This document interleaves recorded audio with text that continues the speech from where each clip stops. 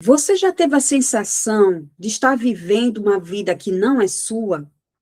E tudo aquilo que fazia sentido e que era importante para você anteriormente, atualmente parece que está se perdendo o valor? Você já ouviu falar sobre processos de individuação? Talvez, se você é um psicólogo, talvez, se você é um estudante de psicologia ou de outra área que tem um interesse na psicologia de Jung, talvez você já tenha ouvido.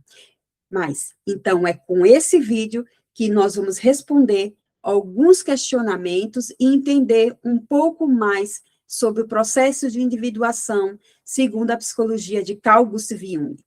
Vamos lá?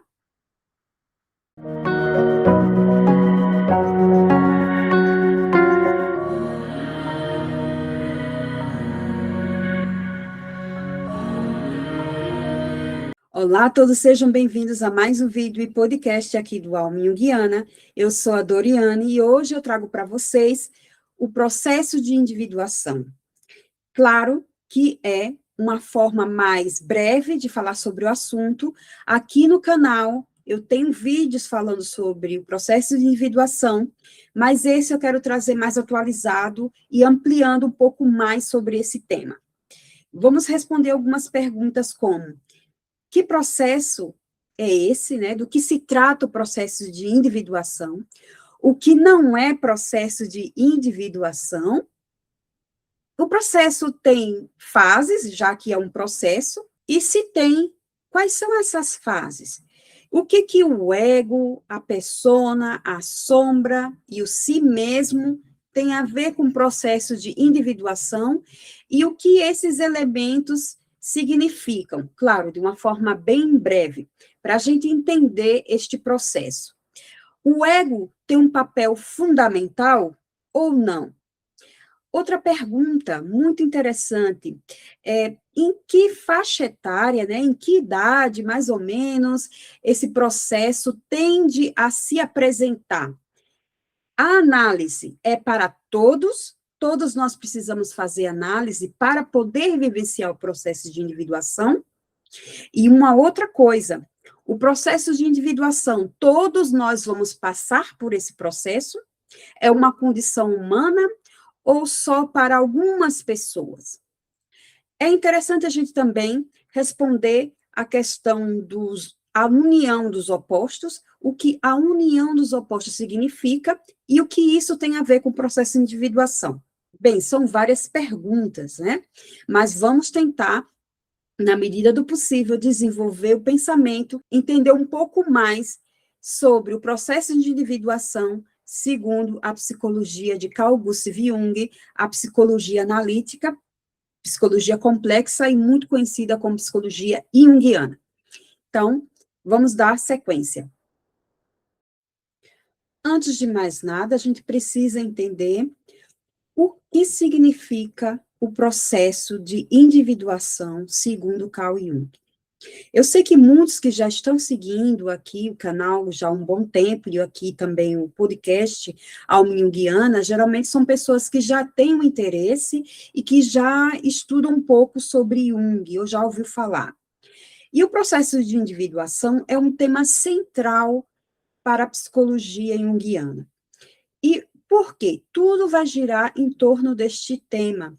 O processo de individuação, grosso modo, é um desenvolvimento psicológico, é um fenômeno psicológico de desenvolvimento da personalidade, em que o indivíduo se torna um indivíduo mais singular, mais inteiro, ele se torna aquilo que realmente é, em direção à sua totalidade, a totalidade da psique.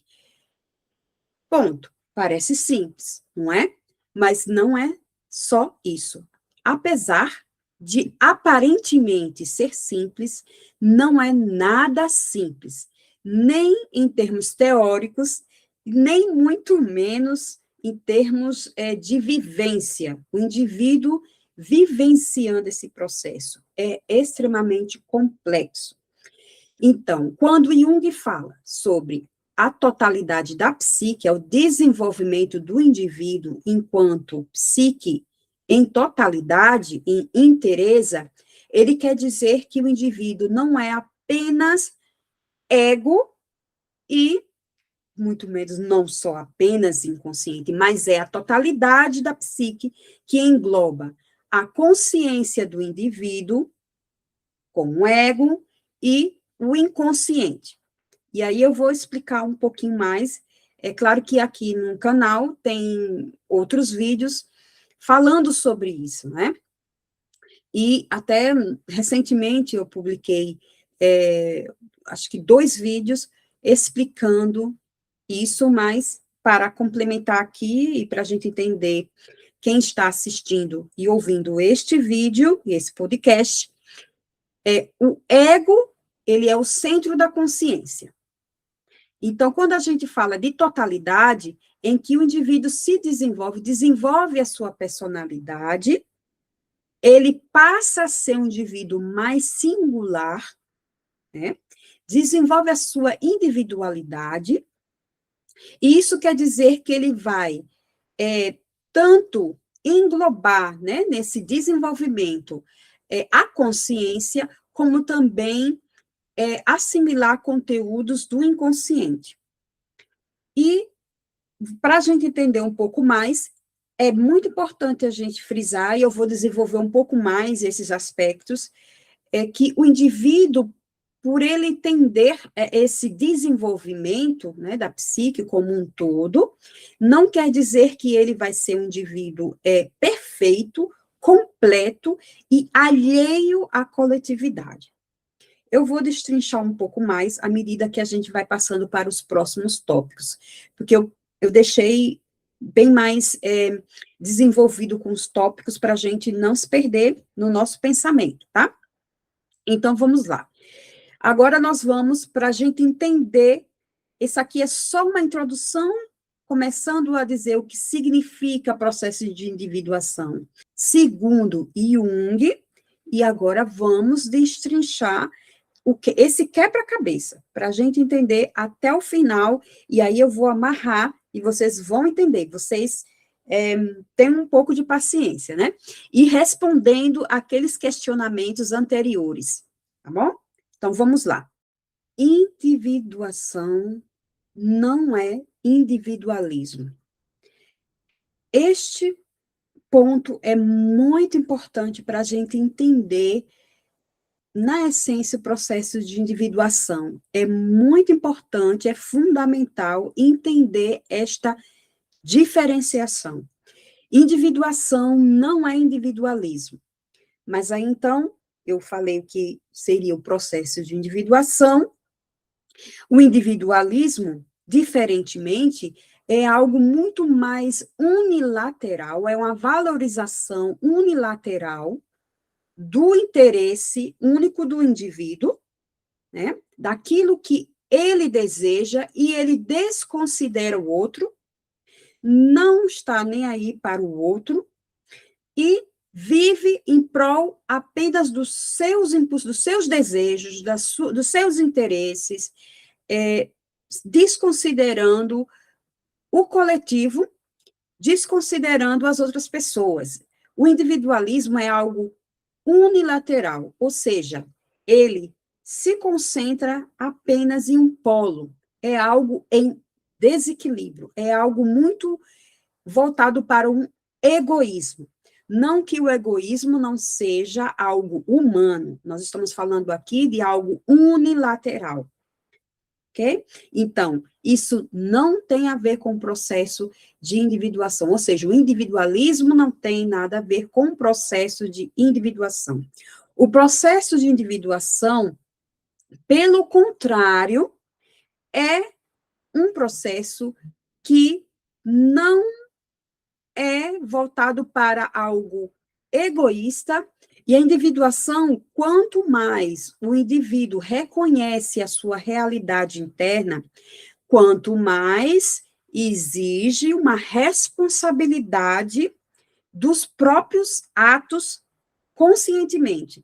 Então, isso eleva a sua responsabilidade perante os seus atos, não só consigo, mas com relação ao coletivo também. Então, vocês percebem a diferença em que individuação não significa, não tem nada a ver com individualismo. E isso é muito importante entender, porque o processo de individuação, o indivíduo, ele não se isola do coletivo, ele não, como se diz, ele não nega o coletivo.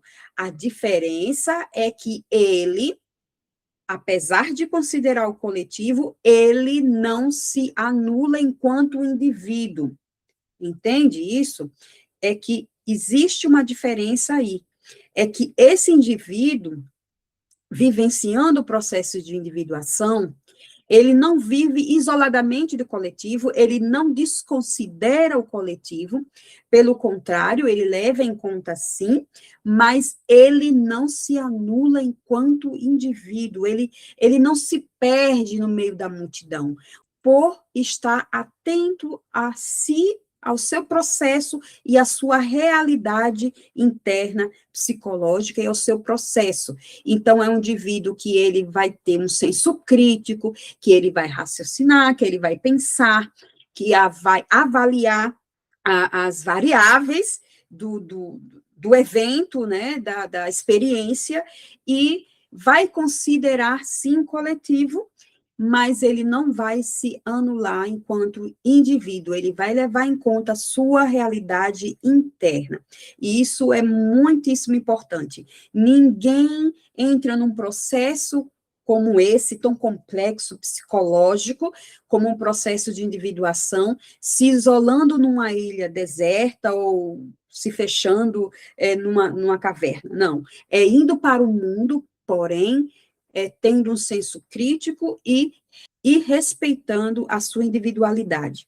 Então, vocês percebem a grande diferença entre o individualismo e o processo de individuação em si.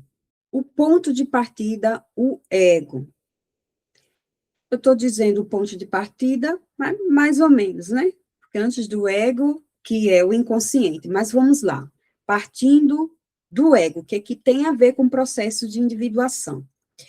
O ego é o centro da consciência. Tá? O ego é de extrema importância para o processo de individuação. O processo de individuação demanda uma comunicação, uma relação, um diálogo entre a consciência e os conteúdos do inconsciente. Né? O ego sendo esse centro da consciência, o ego ele vai fazer essa mediação, ele vai estar neste contato, ou, né, pelo menos dentro desse contexto, né, do processo de individuação, de se comunicar, de possibilitar aquilo que precisa ser conscientizado, porque não podemos falar em consciência sem ter um eu, precisa ter um eu que vai se conscientizar de conteúdos desconhecidos, inconscientes, ok? O ego, como uma estrutura, né, psíquica, ele vai trazer essas informações que nós conhecemos, né? Quem sou eu, a minha história, de onde eu vim, são conteúdos conhecidos, são conteúdos conscientes, mas o ego, quando entrando nesse processo de individuação, o ego começa a perceber que existe algo maior do que ele, e que existe algo desconhecido, ele não sabe, ele não tem consciência desses conteúdos, mas ele percebe que existe algo maior que ele. E esse algo maior que o ego é o si mesmo, que é o centro da psique humana, né, o centro da psique, e ao mesmo tempo o centro regulador da psique. A gente vai chegar lá e eu vou explicar um pouco mais, claro, sobre esse si mesmo, tá? Mas aqui nós estamos falando de uma forma breve sobre o ego, para depois a gente entender tudo isso, tá? Eu vou amarrar ainda. Então, o ego, ele é necessário nesse processo. Não podemos falar do processo de individuação sem a presença do ego, mas ele, para permitir que esse processo aconteça, né, e flua, o ego precisa entender que o lugar dele não é um lugar central, mas é um lugar de auxiliar, é um lugar de não ser o senhor da casa. O senhor da casa é o si mesmo.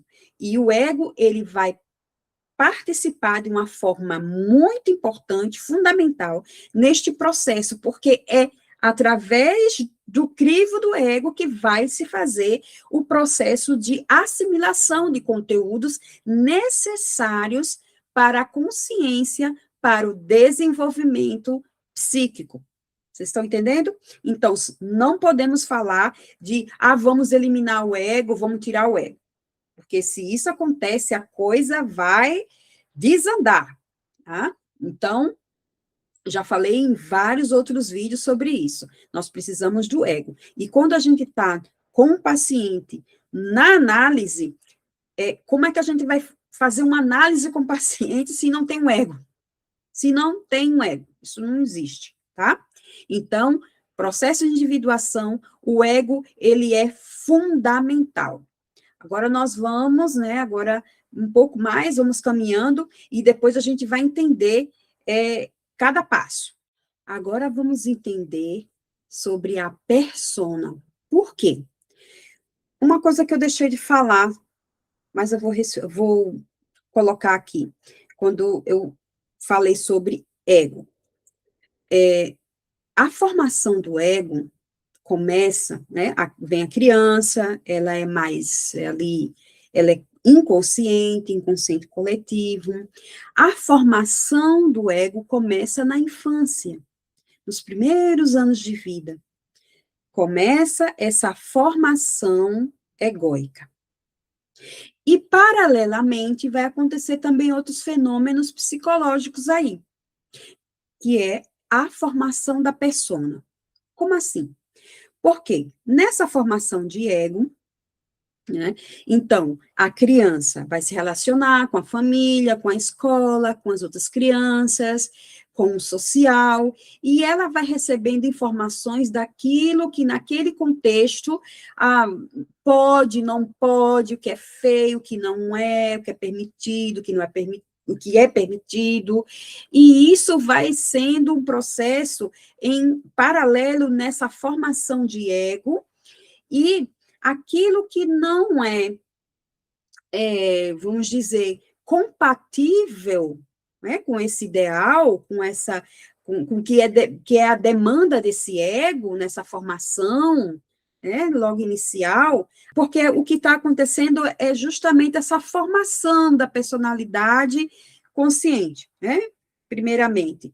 Então, o ego, a persona é aquilo que é esperado, é aquilo que eu quero mostrar para as outras pessoas, são características que são, vamos dizer, aceitas, logo como criança, né? Quando criança, com os pais dizem assim, que bom, eu gosto, você é estudioso, você fazer isso, quando você é comportado, então aquilo ali vai se formando esse ego e essa persona que veja, eu sou um menino comportado, porque eu estou recebendo esse reforço, como se fosse essa recompensa, esse olhar mais aceito, né, esse olhar de aceitação dos pais, dos familiares, da professora da escola, dos amiguinhos, das pessoas ao redor, né, dos avós, desse contexto externo, né, social. Bem, vamos lá. E aí vai se formando essa persona. E à medida que essa criança vai crescendo, se tornando um adolescente, um jovem, um adulto, então vai se adquirindo também papéis sociais, né?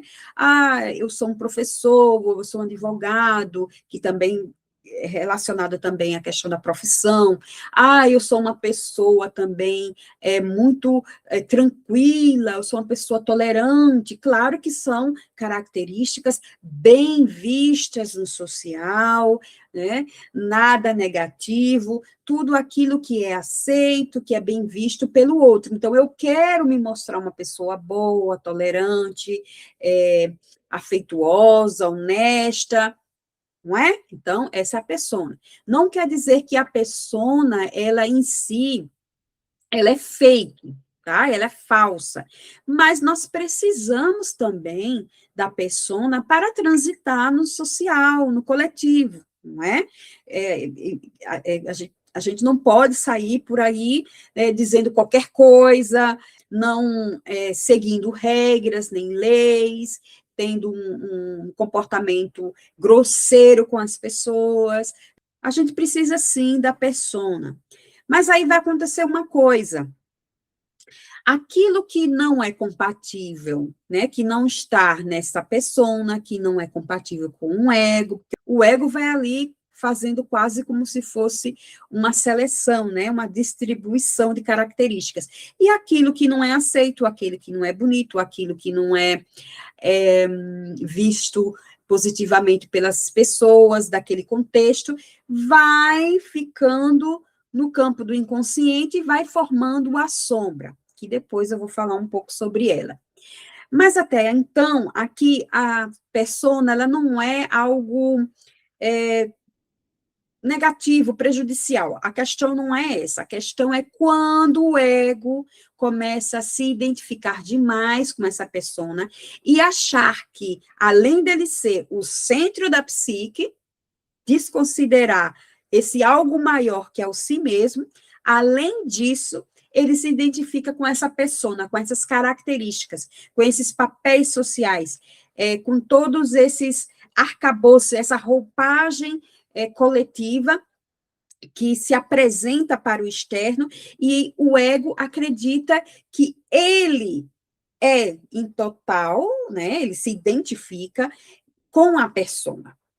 Aí é que a coisa vai ficar complicada. Então, esse seria o problema da persona, né?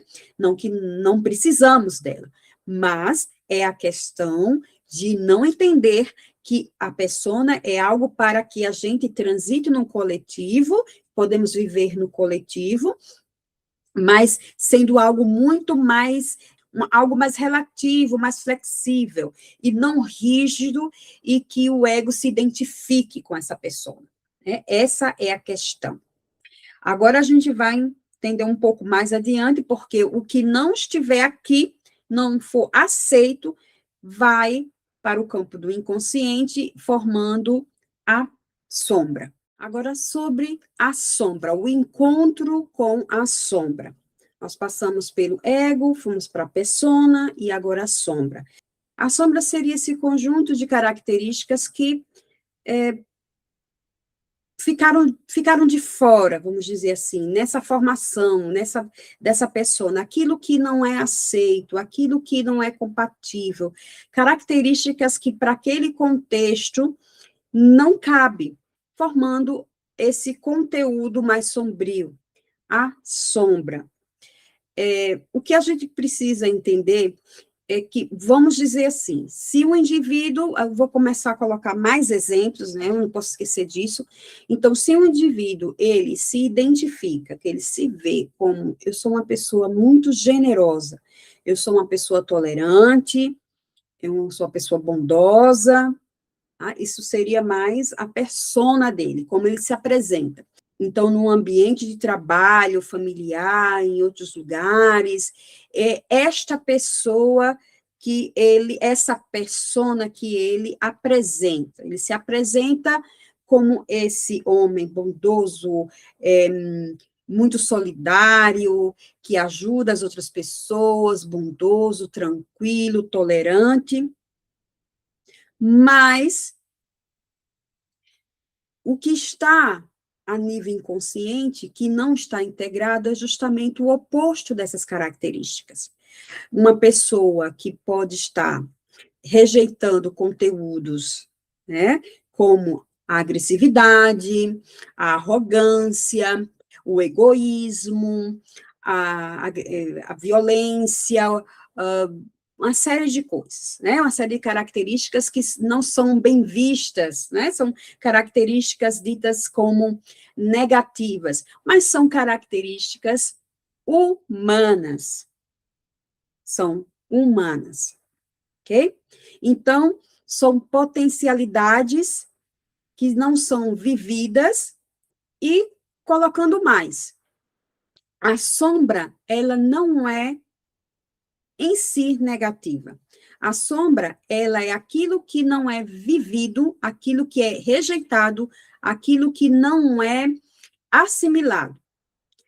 Mas isso não quer dizer que é de todo negativo, porque se a gente vai dizendo a gente dentro dessa formação do ego, da personalidade, vai se selecionando aquilo que é aceito naquele contexto, não sabemos se em uma determinada família ela incentiva, por exemplo, a criatividade, a coragem, o respeito, a bondade, ela pode renegar, ela pode estimular na formação desse indivíduo que ele rejeite essas características que são dele.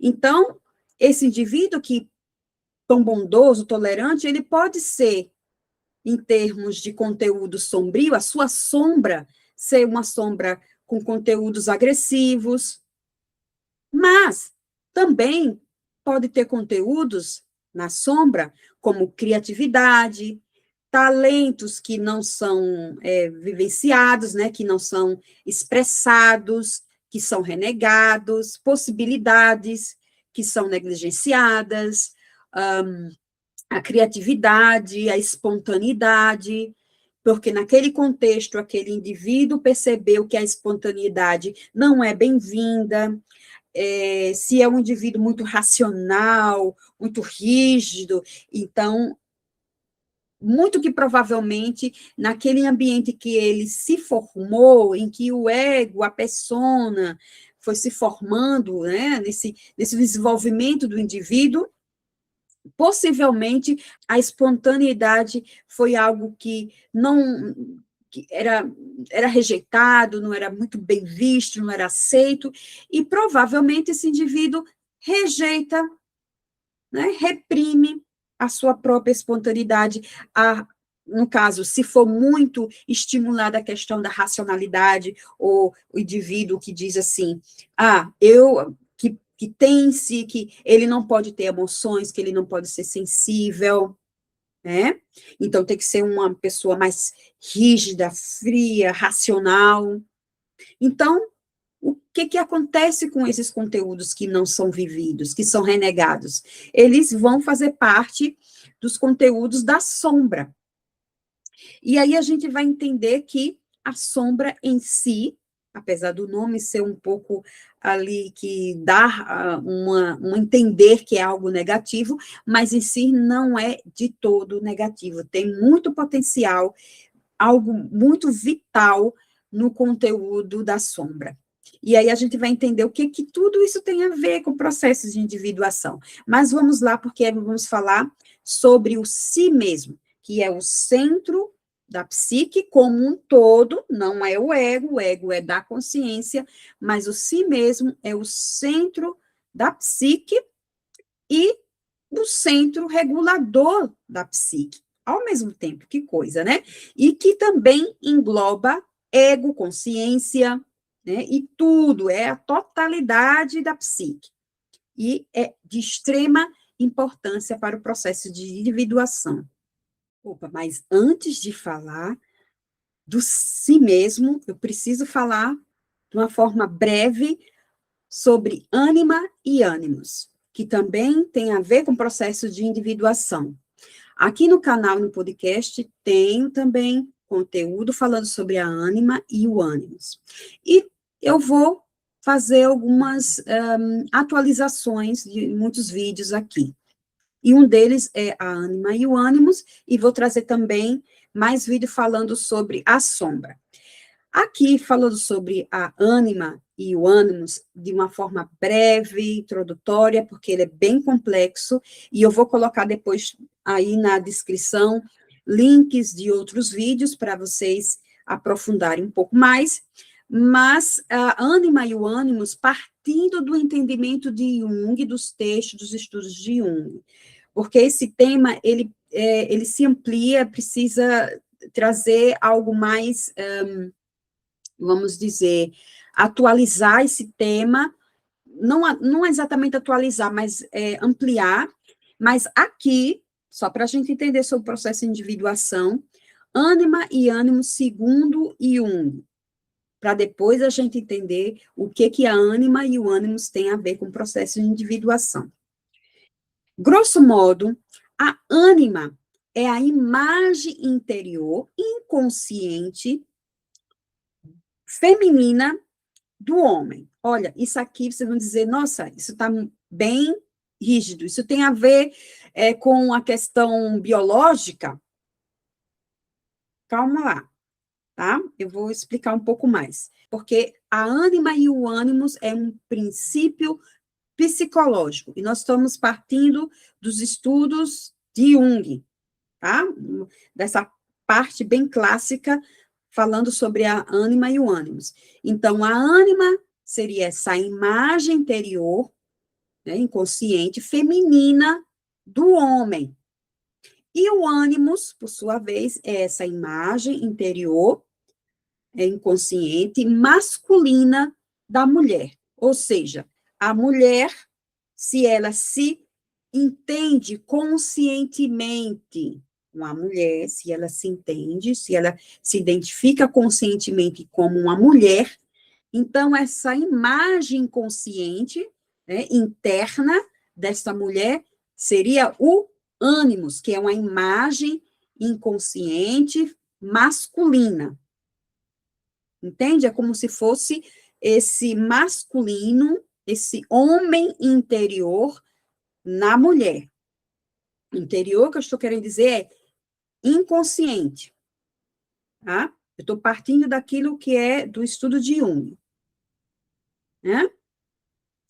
E a ânima é essa imagem interior feminina do homem. Então, um homem que ele se identifica conscientemente, ou seja, se ele, consciência, ele se vê, se percebe como um masculino, então a sua imagem oposta inconsciente é uma imagem interior feminina, que é a ânima. Então, se nós estamos falando de princípios psicológicos, e esses princípios, ânima e ânimos, são inconscientes, então nós estamos falando de conteúdos que tendem a ser projetados, assim como a sombra também, né? Então, que se a sombra ela é inconsciente, então a tendência da sombra, ela também ser projetada, assim como a ânima e o ânimos. Mas o que isso quer dizer, ser projetada? Projeções, a projeção é algo que é inconsciente, que pertence ao indivíduo, que é do sujeito, e ele lança, ele projeta para fora no outro, seja numa situação, seja em uma pessoa. Ele projeta, ele expressa para fora. Então, é neste momento da projeção que pode ser observado esse conteúdo, esse fenômeno, esse princípio psicológico, seja a sombra, seja a ânima ou ânimos, né? Na projeção. Quanto mais esses conteúdos inconscientes são indiferentes, ou seja, eles são inconscientes, não estão assimilados, diferenciados, então a tendência é projeção, serem projetados, ok? Para o externo.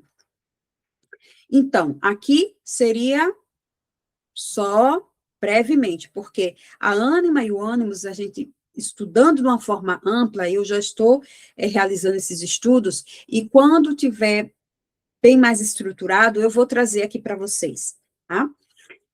trazendo dos estudos de Jung e o que outros junguianos estão falando a respeito desses dois princípios psicológicos, a ânima e o ânimos, em termos de ampliação, em termos de algo mais, vamos dizer, o que se fala hoje, né? Tem a ver com a questão biológica? Não necessariamente, não por isso tem a ver com o biológico, porque isso tem a ver com o psicológico, tá? São princípios psicológicos, mas eu vou trazer em um outro momento algo mais atualizado, vamos dizer assim, né? Trazer um pouco mais sobre isso. Mas agora sim, nós vamos para o si mesmo. O si mesmo. Eu já falei um pouco sobre ele, né? Quando eu estava falando sobre ego, falando sobre sombra. O si mesmo, como eu já falei, é o centro da psique, né? É a totalidade da psique, que engloba consciência e inconsciente.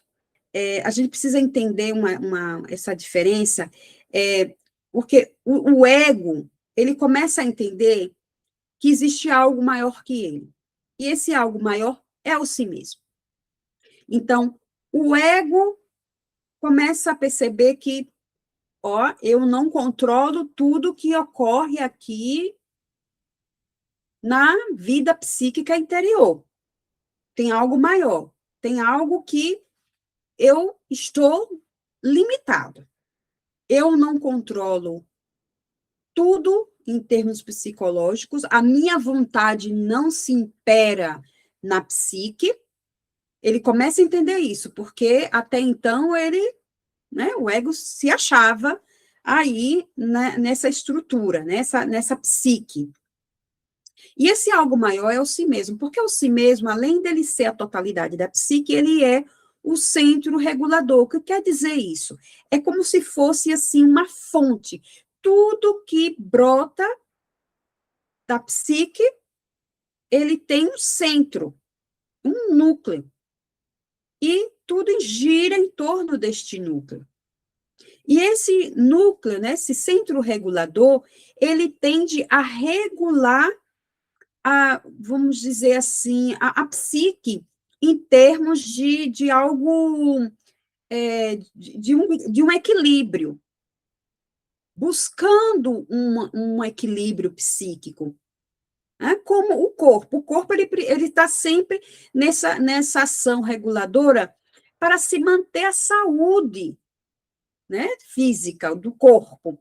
Então, esse si mesmo seria o núcleo regulador dessa vida saudável psíquica. É o self. Então, o self, ele tende sempre vamos dizer, essa organização harmônica da psique, em prol da saúde psíquica. Vocês entendem? Então, é o si mesmo. E como é que a gente vai perceber, entender qual é a expressão desse si mesmo? Muitas vezes é através dos sonhos, conteúdos oníricos, com símbolos, se expressando através de símbolos, não só em sonhos, mas em fantasias, em visões, expressões criativas, através de símbolos de círculo, de sábio, de criança, de árvore, algo que simboliza, às vezes, mandala. Não, calma, não é que, olhe, prestem atenção. São símbolos que tendem a personificar o self, mas não é uma regra, não é que todo círculo quer dizer que é o self, que toda vez que sonha com criança, que tem uma imagem, uma fantasia, o que tem a ver com ponte, com árvore, tem a ver com si mesmo, não é algo rígido, tem que sempre ver o contexto do sonhador, mas é uma tendência esses símbolos representarem, trazer vamos dizer assim, a face do si mesmo, né? Desse centro regulador, desse centro da psique. mas não é uma regra, não é nada rígido, não tem nada de dicionário isso aqui tem a ver com isso. Calma. Mas são alguns exemplos muito frequentes, né, assim, que se apresenta. E tem algo que eu não posso deixar de falar, que existe uma tendência humana desse ego se identificar com o self, né, com o si mesmo, com esse centro, de achar que porque é totalmente normal que no início da formação, né, do indivíduo, esse ego, ele achar que ele é o centro da psique. Mas, se isso permanece ao longo do desenvolvimento do indivíduo, esse ego se identificando com o self, achando que é o centro da psique, mais ainda, se identificando com o centro da psique, e o que vai acontecer? Uma inflação do ego. Então, isso vai ter repercussões na personalidade desse indivíduo, no comportamento, na forma dele se relacionar com as pessoas, com o mundo e com ele mesmo. Porque ele entra numa ilusão de uma superioridade, em que ele é o centro do universo. Né? Então, por isso que é muito importante fazer esse desligamento, tanto como de lidar com as projeções, né, vamos dizer assim, das retiradas de projeções, porque vamos voltar um pouco atrás, porque, como eu falei anteriormente, da sombra, da ânima e do ânimos, sendo conteúdos inconscientes, a tendência é de ser projetado, né? Então, além desse processo de individuação, demandar a retirada dessas projeções, também demanda a desidentificação do ego com o si mesmo. Aí vocês vão entender por que eu falei de ego, falei de persona, de sombra, ânima e ânimos, e o si mesmo. Porque isso tem tudo a ver com o processo de individuação. É como se o processo de individuação, assim, em termos didáticos, tivesse algo, centro, né, tema central, e tivesse essas ramificações, que tivesse a participação e a função, a tarefa do ego, e ao mesmo tempo fui falando da formação, não é? Da participação do ego, a questão da persona, da sombra, da ânima e do ânimos, do si mesmo. E aí eu vou falar o que tudo isso tem a ver com o processo de individuação. E recapitulando, processo de individuação não é para que o indivíduo seja um indivíduo perfeito. Eu já alcancei, eu sou uma pessoa que passei pelo processo de individuação, tenho uma perfeição aqui. E eu ainda posso dizer que você não é.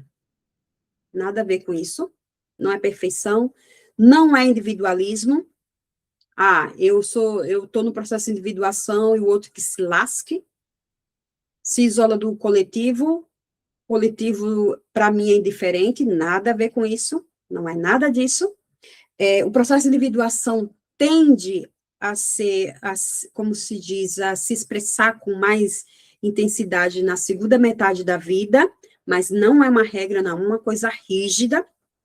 O processo de individuação passa por fases, né, são fases, é uma fase como se fosse um espiral, e não é rígido, e o processo de individuação passa por essa confrontação, persona, tem a questão da formação do ego, e confrontação, persona, sombra, conteúdos da ânima e do ânimos, e atender esse chamado do si mesmo, não é nada rígido, não é nada que tem que passar pela fase 1, 2, 3, nada disso. A outra questão, muito importante. Então, se a gente voltar lá para o caso da Ana, e ela continua no processo de individuação dela. Porque não é tipo, subir na montanha, cheguei no topo, ei, já cheguei lá, e que maravilhoso.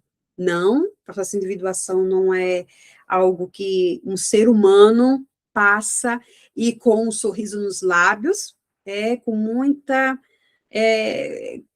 com muito empenho, com dificuldades, com altos e baixos, com momentos de angústia, de dor, de enfrentamento, e Ana continua no processo, fazendo a análise dela, e enquanto ela viver, ela vai seguindo, se confrontando e conhecendo cada vez mais algo novo na sua própria essência. E voltando, falando de uma coisa muito importante, é que o processo de individuação, a gente está dizendo que é um processo que todos nós vamos passar, todo ser humano tem que passar, ou vai passar pelo processo de individuação?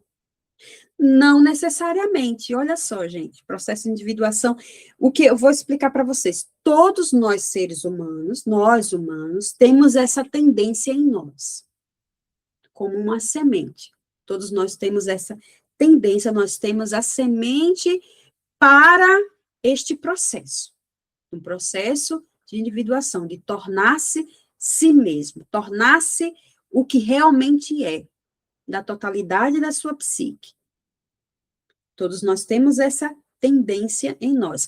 Porém, nem todos vão passar por esse processo, porque tem uma série de fatores e situações, questões que vão atravessar nesse sentido de entrar no processo de individuação ou não, antes de viver, entrar não, mas vamos dizer, vivenciar o processo de individuação. Tem muitas questões aí. Nem todo mundo. Possivelmente, se a Ana, vamos dizer, pegar o mesmo caso da Ana, vivesse num lugar com condições escassas, mesmo materiais, com questões de escassez material. Você acha que ela vai... Como é que vai ser essa questão do processo de individuação? Se a prioridade é resolver a questão do que eu vou poder me alimentar hoje e amanhã.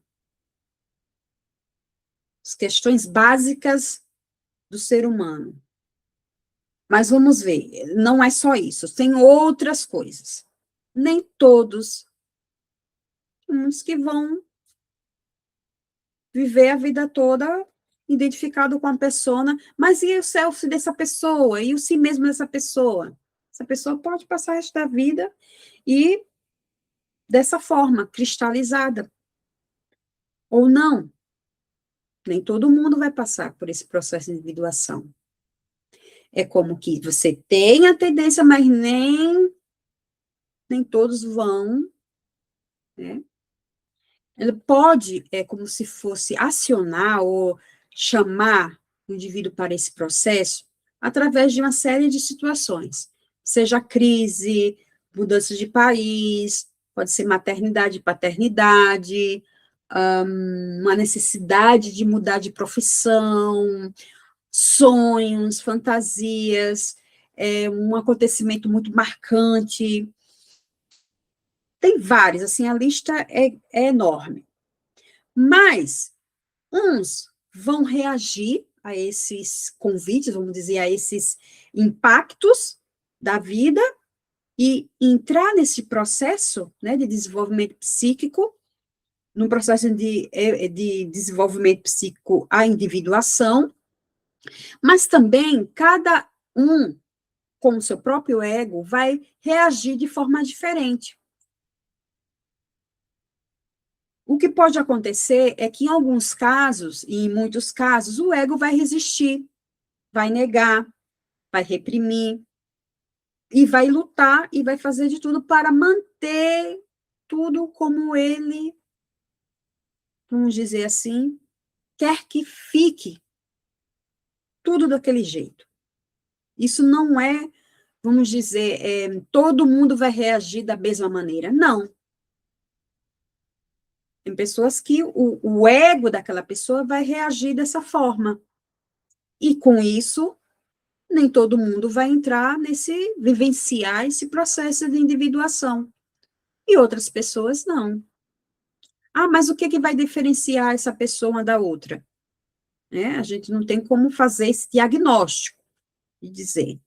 Mas a verdade aqui é uma tendência humana, mas a forma como o ego de cada pessoa, a consciência de cada pessoa vai reagir a esses impactos é diferente. São várias formas distintas de reagir.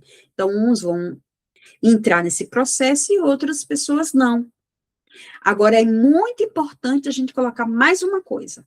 Isso não quer dizer que quem está vivenciando o processo de individuação é um ser superior àquele que não está.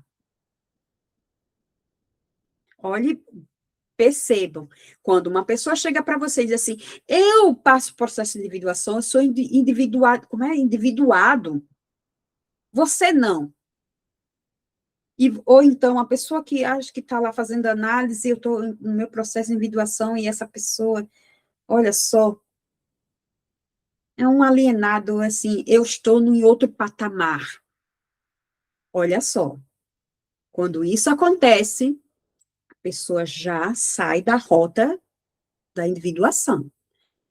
O que isso representa é uma inflação de ego, que eu falei anteriormente, que é uma identificação do ego com o si mesmo. Não é processo de individuação. Inflação de ego. Processo de individuação não tem nada a ver com isso. A pessoa que está lá, vivenciando o processo de individuação, como eu falei para vocês, que é um processo que não é para qualquer um, que eu digo em termos de sustentar as tensões, como eu não falei ainda sobre a tensão dos opostos, né? Mas, então, a pessoa que está lá, no processo, nos altos e baixos, fazendo análise ou não, a pessoa não vai perder tempo, não tá pensando sobre isso. Tá? A pessoa que está ou não está, isso não é uma questão de dizer um é superior e o outro é inferior, que é uma coisa que eu vejo muito aí. E a pessoa até dizer, eu sou individuado, você precisa fazer o seu, ou então você não é. Eu faço análise e você não, então eu estou por cima, você está aí, nos simples mortais. Aí, gente, não é processo de individuação, né? Isso aí é conversinha para o ego ficar ali enchendo a bola dele, não tem nada a ver. Isso é muito importante da gente pontuar.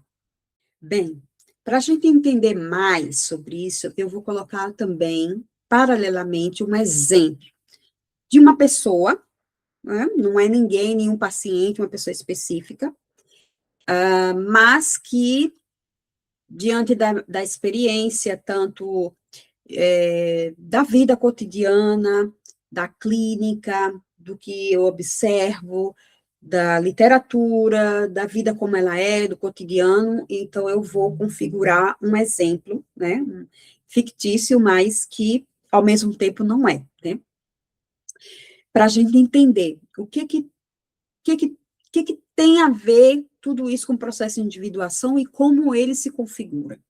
Vamos lá.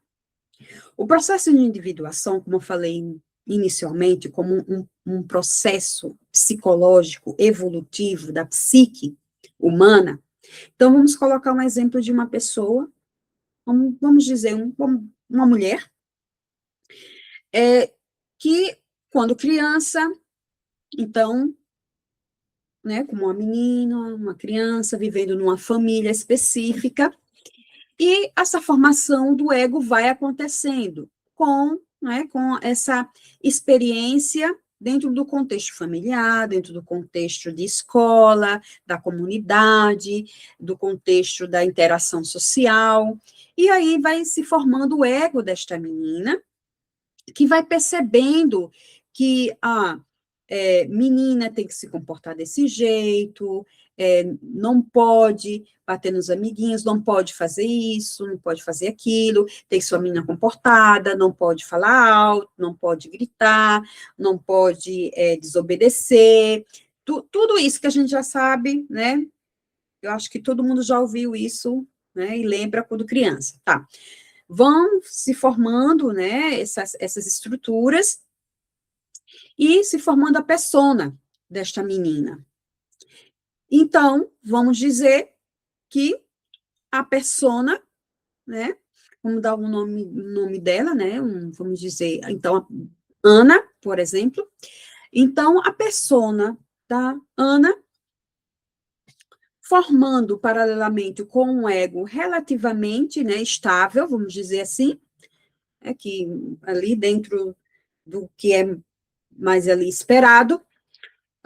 Então, a persona desta Ana, né, que vai se desenvolvendo com uma menina, depois uma jovem, uma jovem mulher de 25 anos, e aí ela se vê como uma pessoa que é muito retraída, que fala pouco, se sente insegura, é tímida, tem uma certa dificuldade em dizer não, em sentir raiva, de expressar aquilo que ela pensa, que ela deseja, mas sempre nesse movimento em agradar as pessoas, para poder ser aceita, para ela poder circular, para que ela não fique sozinha, porque ela também já ouviu muito isso, se você for assim, vai acabar sozinha, né? Então não vai ter amiguinha, não vai ter amiguinha, não vai ter ninguém, não vai arranjar namorado, não vai casar. Então, ela vai caminhando, né, nessa jornada. Então, ela se vê dessa forma. E ela passa a acreditar que ela é essa pessoa, que ela é essa Ana insegura. Mas ela desconhece o que está muito dentro dela, muito nas profundezas, que é quando ela teve que engolir, que ela teve que rejeitar, negar, momentos em que ela sentia raiva, momentos em que ela queria dizer não, momentos em que ela queria realmente mandar aquela pessoa para o inferno, e ela não podia, e ela engole. Não, mas por quê? Eu não posso, porque eu sou uma pessoa bondosa, eu sou uma pessoa boa, eu não digo não, eu sou uma pessoa que ajuda muitas outras pessoas, né? Eu me coloco em situações em que eu depois estou prejudicada, mas o outro não. Então, o que ficou na sombra? A agressividade, a raiva, o impulso de também se colocar no mundo com mais segurança, de se comunicar, de mostrar esse lado em que gosta de ter contato social, mas com interesse, mostrando os seus desejos, as suas vontades, as suas ideias, sem o medo de ser rejeitada, né? Porque Ana tem um medo muito grande de ser rejeitada.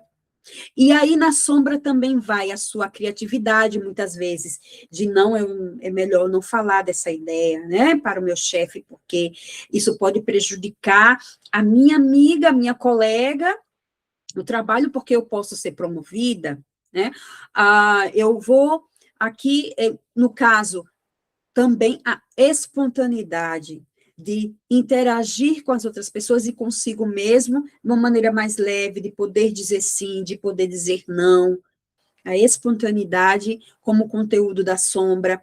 Então, vejam, Ana, né, como persona, sombra, essa formação de ego, mas aí acontece uma coisa, que eu vou dizer mais também lá na frente. Ana com 25. Jung vai dizer que o processo de individuação tende, não é uma regra, tende a surgir, a se expressar na segunda metade da vida, ou seja, né? Depois, vamos dizer assim, não é nada fixo, mas ali 40, 45, né? E começa a acontecer os primeiros abalos, que é a crise da meia-idade, metanoia. Aqui no canal também tem vídeo sobre esse tema.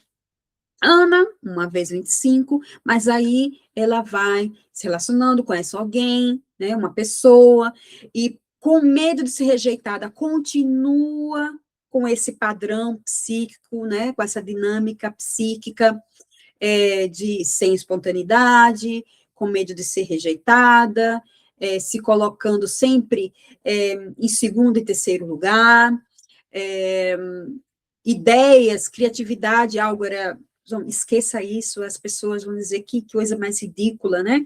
Então, vamos deixar isso para lá. Então, se relaciona com outra pessoa, né? E para se relacionar com essa outra pessoa, projeta esse ânimos, né? Essa imagem masculina interior, se apaixona, porque acontece essa projeção do apaixonamento, estamos dizendo aqui dentro da psicologia junguiana, né, dentro do contexto mesmo dos estudos de Jung. E ela conhece uma pessoa, né, e se casa com esse homem, e continua se colocando em segundo, em terceiro plano. E aí é 25 anos, aí é 30 anos, e aí é 40 anos, e aí acontece algo, ela começa a sentir, não estou bem, né? Ela começa a sentir, eu não estou bem. E aí eu vou dizer para vocês, aí acontece algo que também tem a ver com o processo de individuação, a crise da meia-idade. Ana começa a entrar num processo de crise. Como seria essa crise? Ela começa a se questionar, será? Tantos anos trabalhando nessa mesma empresa, esse mesmo trabalho, fazendo a mesma coisa, numa profissão, fazendo algo como contadora, né? Botando esse ponto, trabalhava anos e anos com números, sendo eficiente, correta, porque ela tinha muito medo de ser chamada atenção, rejeitada, né? E não ser vista mais como aquela pessoa, né? Com essa persona, né? Que sempre se apresentou. Então, nessa crise, a Ana começa a se questionar, mas será que essa vida é minha? Ou eu fiz tudo aquilo que os meus pais quiseram? Ou que as pessoas esperavam de mim? E aí ela começa ainda a entrar em conflito e evitar esses pensamentos. O que vai ser de mim? E aí começa, esse trabalho não faz mais sentido. Esse casamento não faz mais sentido, eu não vejo mais razão de ser. E aí ela começa a entrar em crise, angústia e perguntas, e acontece também o surgimento de sintomas, ela começa a perceber problemas na pele, e eu não sei, eu vou no médico, no dermatologista, não, isso não resolve, e ela começa a ter sonhos, e sonhos, e sonhos em série, sempre a mesma coisa. Sempre a mesma coisa. Ela estando num palco com um microfone, falando para as pessoas. E em alguns momentos ela se sente ridícula naquele lugar, em outros momentos ela sente como se tivesse abrindo um portal, descobrindo uma nova vida, e o sonho se repetir. Em várias outras situações, não exatamente igual, mas semelhante, sempre com o mesmo conteúdo, e sonhos e sonhos. Ana não fazia análise, mas independente da análise, esses conteúdos estavam atormentando a vida que aparentemente estava tudo arrumadinho, tudo em ordem. O que está acontecendo com a Ana? Tudo começa a desmoronar. E ela começa a perceber que vai entrar num processo. Eu acho que eu vou começar a ficar louca. Não estou entendendo o que está acontecendo comigo. Mas ela sente algo, e esse algo é justamente o centro regulador da psique, o si mesmo. Começa a enviar sonhos e sonhos, situações, fantasias, visões, tudo como desperte, saia desse lugar. Como um chamado, como um convite, uma inquietação que não passa. Como se fosse uma coisa, enquanto você não se deparar com isso, eu não vou te deixar em paz. E ela, primeira coisa que acontece é, ela olha no espelho e diz, ela começa a ver que ela começa a se confrontar com a persona. Essa boazinha, sempre perfeitinha, e ela começa a ter uma sede de arrancar isso. O que é isso? Quero arrancar essa persona. Não aguento mais. Não dá mais. E aí, 40, 45, e a coisa começa a subir. E aí ela pensa, será? Começa a vir outras coisas. E aí tem uma situação no trabalho e ela se dá, explode. Explode com um colega e diz, eu tô cheia disso. Toda vez a mesma coisa, você me pede para ajudar no seu trabalho, você nunca me ajuda. E eu fico aqui cheia de demanda, não sei do meu trabalho e o seu. Chega, eu não vou fazer mais. E ela é grossa, agressiva naquele momento, porque é engasgado, não aguenta mais. Aí o colega diz, como assim? Você nunca me disse não, agora eu preciso da sua ajuda. E ela diz, não vou fazer. Mas, ao mesmo tempo, ela se assusta com ela mesma. Deus, o que está acontecendo comigo? E ela tenta ver se desculpa, se não, mas ela sai daquele lugar, vai, se esconde no banheiro e começa a pensar, meu Deus, o que está acontecendo comigo? Eu estou ficando louca. Mas aí, ao mesmo tempo, ela olha no espelho e aí ela sente novamente aquilo. Depois do susto, ela começa a sentir uma coisa assim, como, finalmente eu disse não. E aí ela se depara com o quê? Ao mesmo tempo, retirando a persona e, ao mesmo tempo, ela se confrontou com a sombra. Não a Ana boazinha, perfeitinha. A Ana também sabe dizer não e alto. Foi grosseira, mas ela foi com autoridade dizendo, chega, limite. Não posso mais, não aguento mais isso.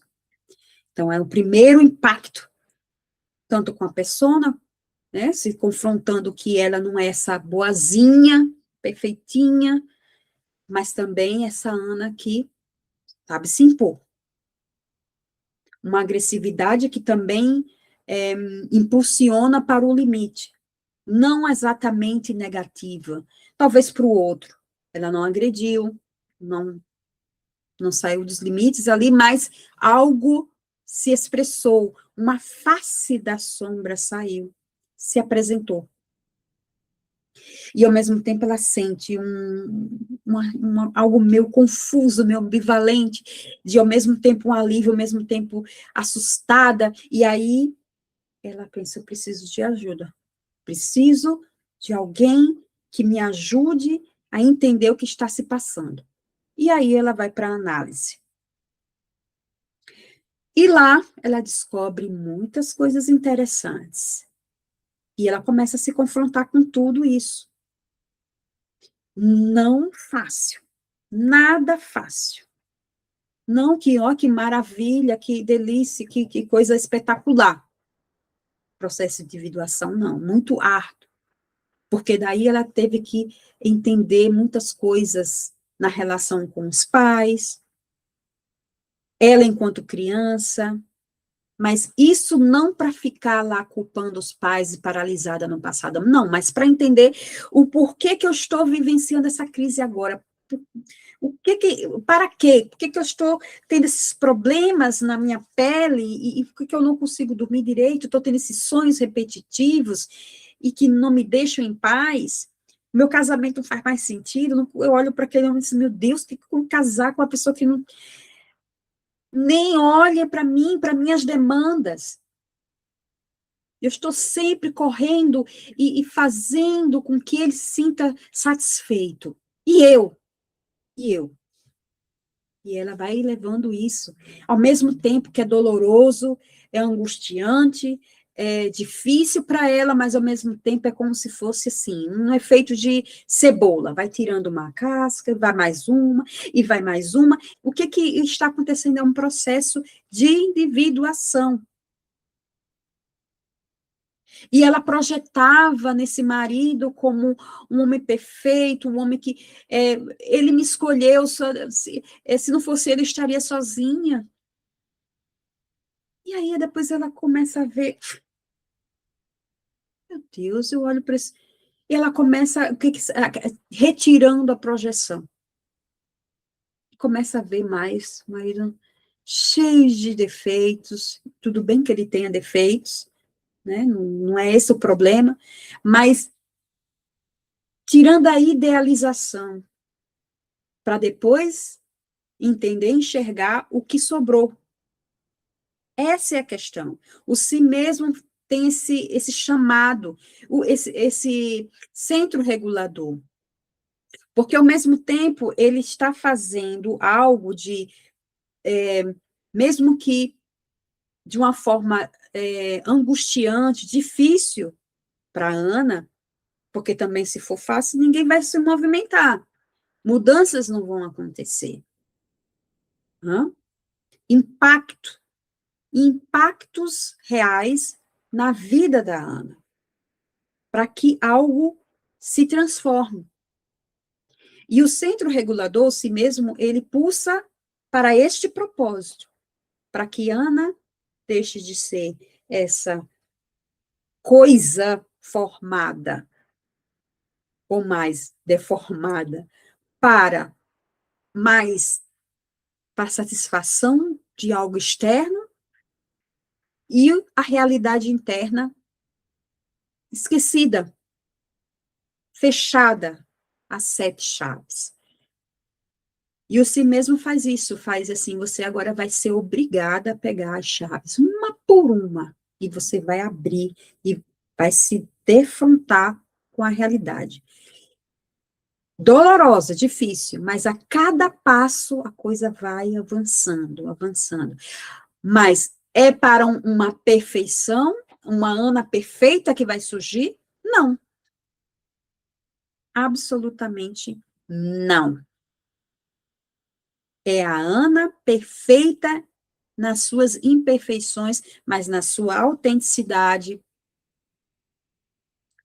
ouvindo a si mesmo, se posicionando, lidando também com conteúdos que não são bonitos e dizendo, isso faz parte de mim. Vamos lá encarar. Então, o processo de individuação é assimilar, passar por esse processo, não é algo rígido, tá? E da forma didática, Jung fala sobre isso, Fonfrance também, a Maria Luísa Fonfrance, que é a maior colaboradora de Jung, vai dizer isso também, não são fases rígidas. Persona, né, a formação do ego, persona, sombra, ânimos, ânimas e ânimos. Né, atender o chamado do si mesmo. Gente, e também nem todo mundo vai chegar neste lugar tão evoluído. Assim, não que seja evoluído, mas minimamente está atento a esse componente, aquilo que não é conhecido, dá também espaço para a demanda interna do inconsciente, ouvir, não que você vai sair por aí, eu assimilei a minha sombra, eu vou meter pau em todo mundo, não é isso. O processo de individuação, cada vez mais que você reconhece a realidade interior, você tem mais responsabilidade dos seus atos. Porque a ética, a moral da verdade em você, ela se fortalece, ela vem com força. Porque eu já ouvi muito aqui na clínica de ver esse processo de individuação acontecer, e que muitas vezes o paciente diz assim, olha, naquela situação, eu omiti, eu não disse a verdade, eu tive que fazer aquilo, mas um tempo depois ele já está dizendo assim, eu tive a conversa séria com aquela pessoa e resolvi, porque eu preciso. É a questão quando você entra nesse processo, quando começa a se expressar e acontecer, você começa a ter acontecer uma coisa, você não tem mais condições de mentir para si mesmo. E se você não tem mais condições de mentir para si mesmo, a verdade, ela está na sua forma de viver no mundo. Não é para ser perfeitinho, não. Não é perfeito. Gente, eu esqueci, eu estou colocando, vocês estão vendo que está um pouco diferente esse vídeo, mas eu esqueci de responder um questionamento que fizeram lá no Instagram sobre esse tema. É mais um tópico, que é como a individuação aparece na clínica. Como é que a gente pode observar? Como é que esse processo ele se expressa na clínica? Quando o paciente ele começa a identificar projeções, idealizações, não só identificando, como também retirando essas idealizações, projeções nas outras pessoas, quando o paciente começa a sustentar mais a questão das contradições, ele não exatamente sustentar, mas suportar. O ego do paciente começa a suportar mais os impactos de lidar com conteúdos sombrios, não só conteúdos sombrios que são considerados negativos, como também os positivos, né, potenciais, talentos, também percebendo a diferença das demandas internas e aquilo que é uma demanda externa. Quando o paciente começa a perceber assim, nossa, eu estou trilhando esse caminho, eu trilhei esse caminho, mas na realidade não foi aquilo que eu realmente desejei, mas outras pessoas desejaram para mim, seja familiares ou um parceiro, uma parceira, e o paciente começa a identificar isso. Quando o paciente também começa a querer entender os próprios sonhos, os significados, as fantasias, os desejos, quando também começa a descobrir talentos e potenciais que estavam na sombra, né, reprimidos, então o paciente começa a se deparar com esse novo conteúdo. Isso é muito importante, né, para o processo de individuação, e isso é algo que é percebido no processo analítico. Estabelecer limites e reconhecer limites.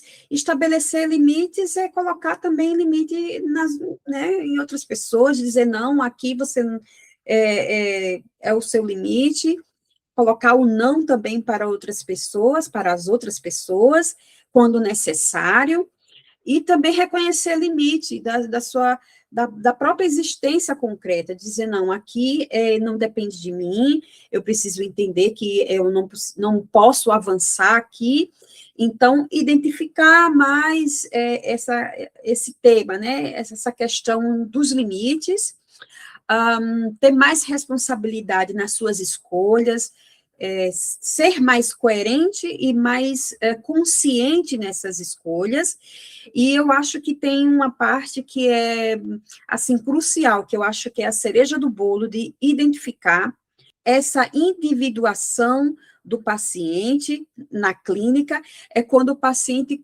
começa realmente a buscar uma coerência da sua vida externa com a sua vida interna, psíquica, claro, considerando os limites éticos, morais, relacionais e concretos da própria existência humana, né? Como, por exemplo, vou botar aqui um exemplo de um paciente, não existe esse paciente, eu estou aqui colocando como um fictício, né? Que chega na clínica e diz assim, eu sei que eu estou há vários anos nessa profissão, nesse trabalho, né, nessa empresa, mas eu cada vez mais estou consciente que não é aquilo que eu desejo fazer para o resto da minha vida, não me identifico mais com essa função, e eu gostaria muito de fazer uma mudança de carreira, e eu já sei até qual seria aquele lugar em que eu sinto que o meu potencial é mais valorizado, que eu vou me sentir mais satisfeito e coerente comigo mesmo. Né? Eu estou consciente disso, que onde eu estou não é um lugar que eu gostaria mais de estar, sei onde eu gostaria de estar, mas eu não posso, de um dia para a noite, agora, chutar o pau da barraca, pedir uma demissão, ficar desempregado, porque eu tenho uma família para sustentar, eu tenho uma família que depende de mim, de uma esposa, de filhos, né? E eu preciso também pensar neles. Entende como é isso? Há uma coerência na forma de pensar e sentir desse paciente, mas ele, de uma forma consciente, também pensa que não é o momento para tomar uma atitude dessa, fazer uma escolha tão importante como essa, né? Porque existem outras pessoas que dependem dele e que, né, são também os envolvidos. Mas ele estabelece que terá fazer um plano para modificar, para fazer essa transformação de uma forma que seja bom para ele, né?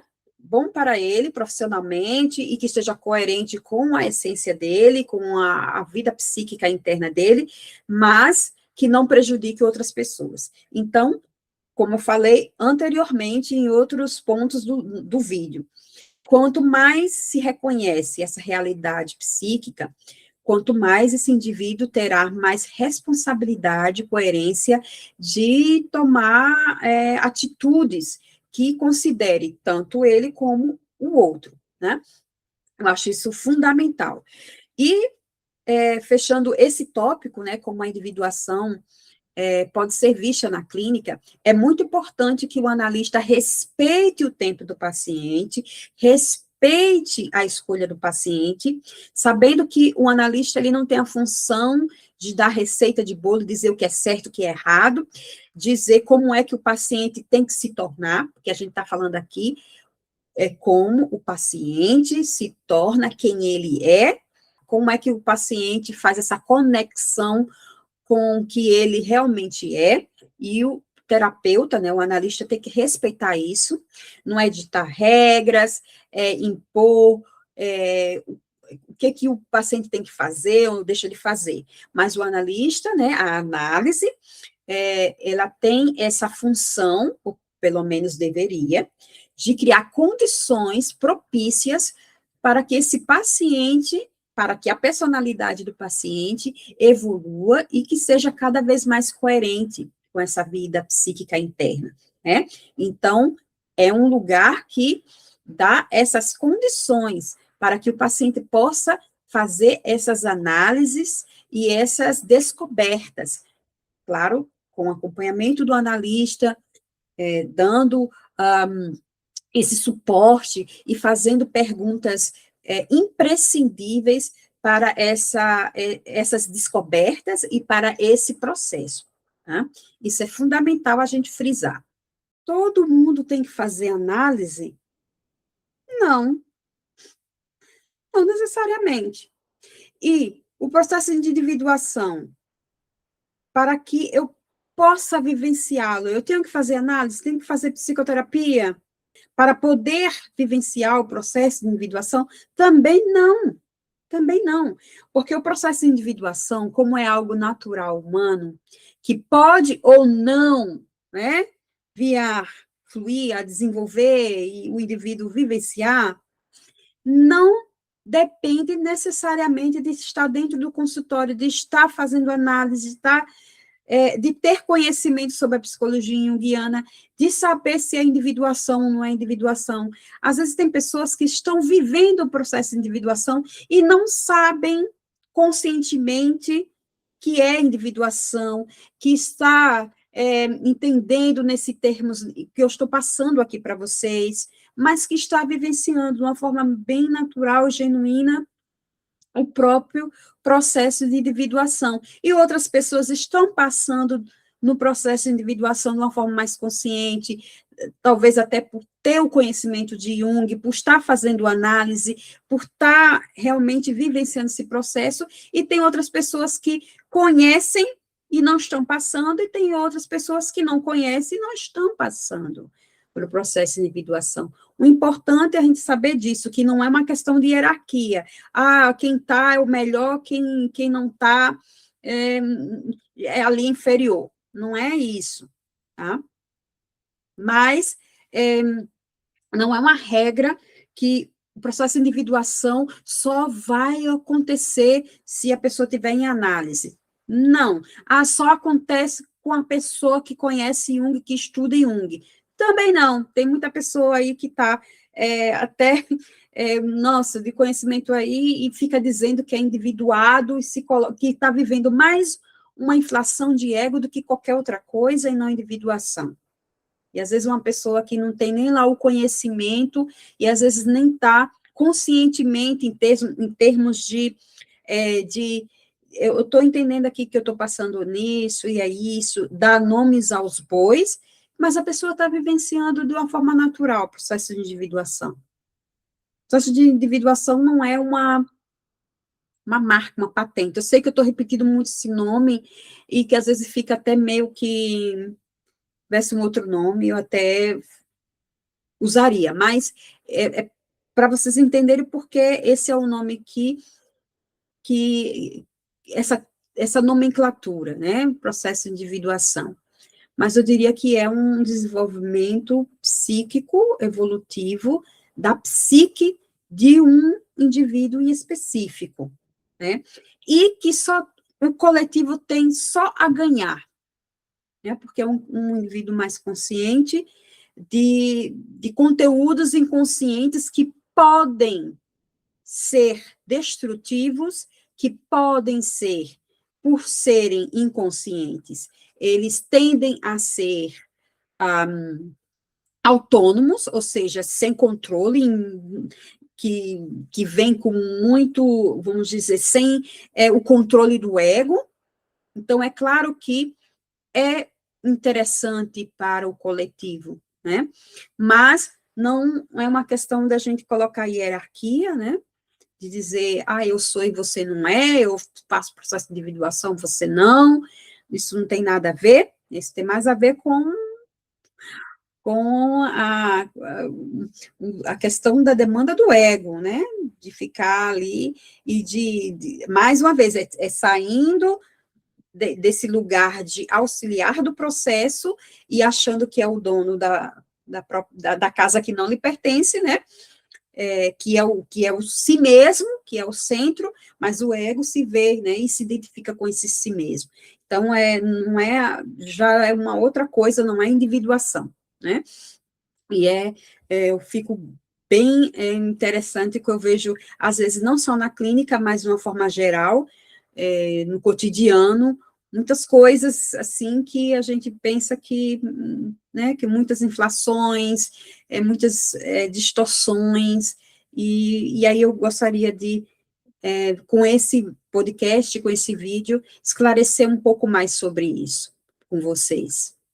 E para fechar, né, vocês entenderam, eu coloquei esse exemplo, né, eu coloquei a Ana para colocar como um exemplo, recapitulei o processo, a questão da união dos opostos é muito importante, porque se nós somos, vamos dizer, uma pessoa que é muito racional, então é interessante no processo de individuação essa pessoa entrar em contato com o sentimental, com o emocional, que é justamente aquilo que ficou debaixo do tapete, na sombra.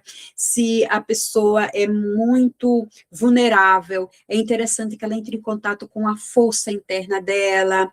Então, é como se fosse unir, né, esses opostos, não para...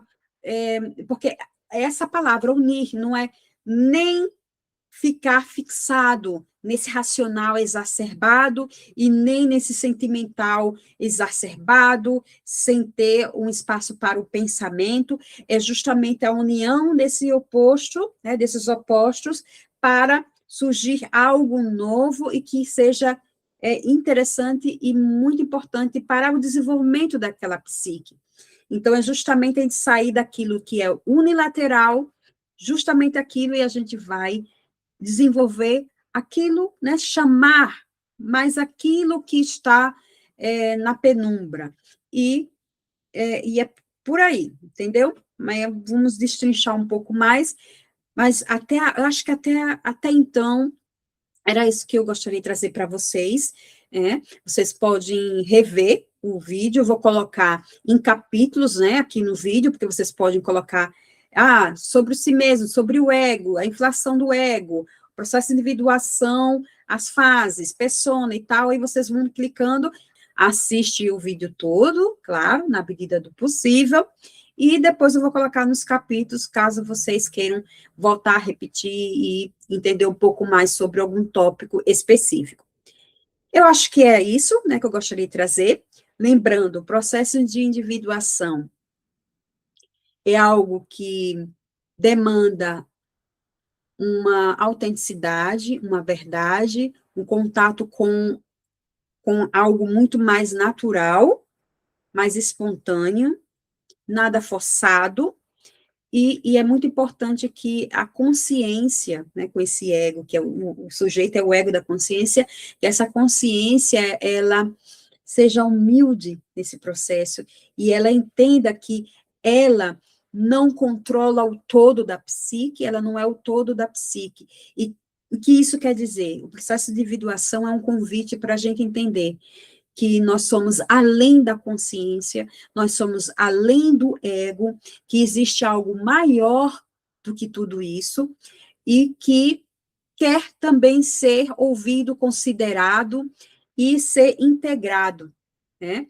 E aí nós não vamos ser seres humanos perfeitos, mas um pouco mais consciente daquilo que está em nós e que nós não temos 100% o controle de tudo, mas cada vez mais entrando em contato e se conscientizando desse desconhecido, a gente tem um pouco mais de condições de né, e fazer escolhas mais conscientes e responsáveis, não só para nós, mas para o outro também.